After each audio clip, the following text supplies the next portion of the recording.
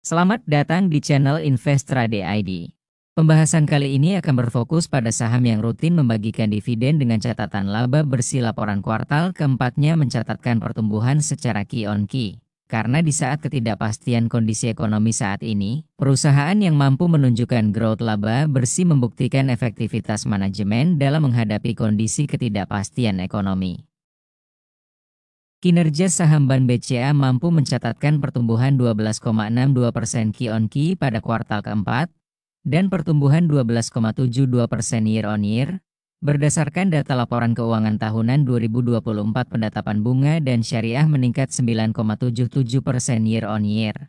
Kita lihat posisi saldo laba yang belum ditentukan penggunaannya tahun 2024 meningkat menjadi 239 triliun per Desember 2024 dibandingkan dengan tahun 2023 di periode yang sama sebesar 219 triliun. Tentu ini menjadi sinyal positif akan dividen final BBCA nantinya.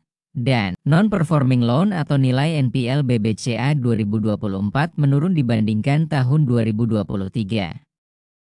Earning per share BBCA 2024 sebesar 444,83 dengan data tersebut payout rasio dividen BBCA sekitar 60% sampai dengan 70% maka kita asumsikan payout rasionya sebesar 70% berpotensi membagikan dividen final sebesar 260 per lembar saham setelah dikurangi dividen interim sebesar 50 per lembar yang telah dibagikan akhir tahun 2024 sebelumnya.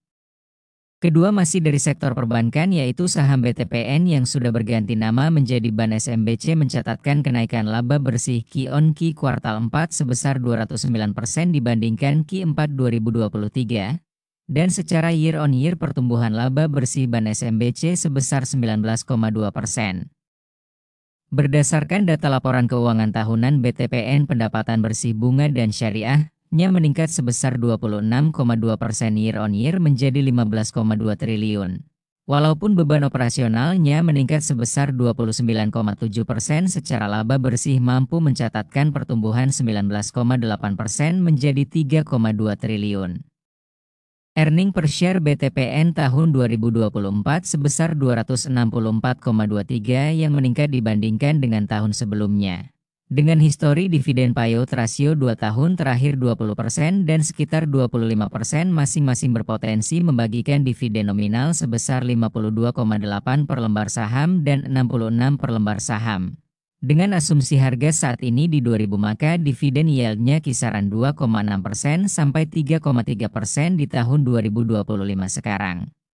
Secara valuasi PBV saat ini sangat rendah di 0,46 merupakan nilai terendah dalam 10 tahun terakhir dan nilai price to earning rasionya turun menjadi 7,8 tentu ini menjadi indikasi yang cukup baik.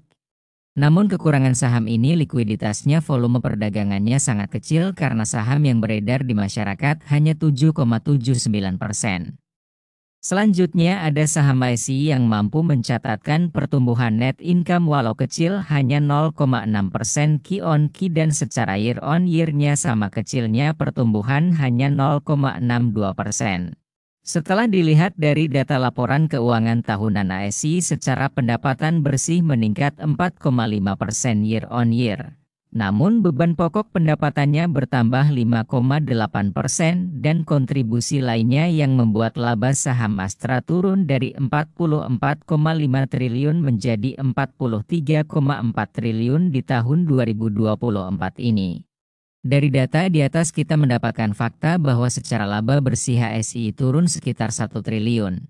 Lalu kenapa net income yang tercatat di atas ini lebih besar di tahun 2024 padahal laba bersihnya berkurang? Ternyata ada penghasilan komprehensif lain-lain yang dipindahkan sebesar 2,6 triliun dan ada pengurangan 1,2 triliun dari laba yang diatribusikan kepada non-pengendali sehingga yang tercatat laba bersihnya sebesar 34 triliun. EPS ASII tahun 2024 sebesar 841,11 dan jika menggunakan data dividen payout rasio tahun sebelumnya sebesar 62% yang dibagikan 2 kali dividen yaitu dividen final dan dividen interim. Maka potensi nominal dividen final sebesar 424 per lembar saham setelah dikurangi dividen interim sebesar 98 per lembar yang sudah dibagikan akhir tahun 2024. Namun dari rumor yang beredar saham ASI akan bagi dividen 308 per lembar saham dan jika memang benar maka dividen payout rasio ASI menurun menjadi hanya 48%.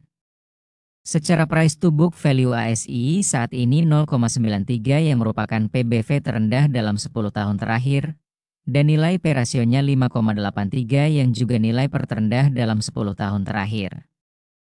Harga saat ini menunjukkan penguatan dengan volume yang cukup besar dan akumulasi investor asing di saham ASI sudah terjadi sejak bulan Juli 2024, dan dalam satu minggu terakhir broker BK Foreign mencatatkan akumulasi terbesar. Padahal jika kita lihat di periode Juli 2024 BK merupakan top seller. Keempat ada saham ITMG yang merupakan sektor tambang batu bara. ITMG berhasil mencatatkan kenaikan laba bersih Q-on-Q kuartal 4 positif dan naik sebesar 32,6%. Dibandingkan dengan beberapa saham batubara yang sudah merilis laporan kuartal keempat kinerja ITMG lebih baik. Walaupun secara laba bersih tahunan ITMG mencatatkan penurunan sebesar minus 21,7% year-on-year. Sebagai catatan laporan keuangan ITMG menggunakan nilai USD atau dolar dan jika melihat laporan keuangan tahunan ITMG mencatatkan penurunan pendapatan bersih sebesar 69.818 US dollar atau dalam rupiah sekitar 1,1 triliun. Dilihat dari segmen penjualan atau sales ITMG sendiri ada penurunan nilai ekspor ke Tiongkok, Filipina, Thailand, Bangladesh dan Malaysia. Pada sisi lain kenaikan nilai ekspor diperoleh dari Jepang, India, Korea dan untuk pasar domestik juga naik. Dominasi pendapatan dari penjualan batubara ITMG ada pada segmen ekspor sekitar 80% dan domestik sekitar 20% pada tahun 2024. Tentunya dengan pemberlakukan kebijakan devisa hasil ekspor yang ditahan akan cukup berdampak pada saham ITMG yang mulai berlaku per tanggal 1 Maret 2025. EPS ITMG tahun 2024 sebesar 5.349,59 dan dari pernyataan Direktur Perusahaan menyebutkan payout rasio tahun 2024 sekitar 60% sampai dengan 70%. Maka jika dihitung menggunakan payout rasio 60% berpotensi membagikan nominal dividen final sebesar 1.981 per lembar saham. Jika payout rasio 65% potensi dividen final sebesar 2.249 per lembar saham. Dan jika payout rasio yang dibagikan 70% dividen finalnya sebesar 2.516 per lembar saham. Nilai nominal dividen final tersebut masing-masing sudah dikurangi nilai dividen interim yang dibagikan sebesar 1.228 per lembar. Valuasi PBV ITMG saat ini yaitu 0,85 dan koreksi dari penurunan setelah harga saham sideways selama ini cukup menarik dan dinantikan oleh investor pastinya. Dan secara P rasio ITMG yaitu 4,39. Disclaimer Sobat Invest lakukan analisa kembali karena keputusan beli dan jual saham ada di tangan Anda. Semoga video ini bermanfaat dan jangan lupa klik like and subscribe. Sekian dan terima kasih telah menonton.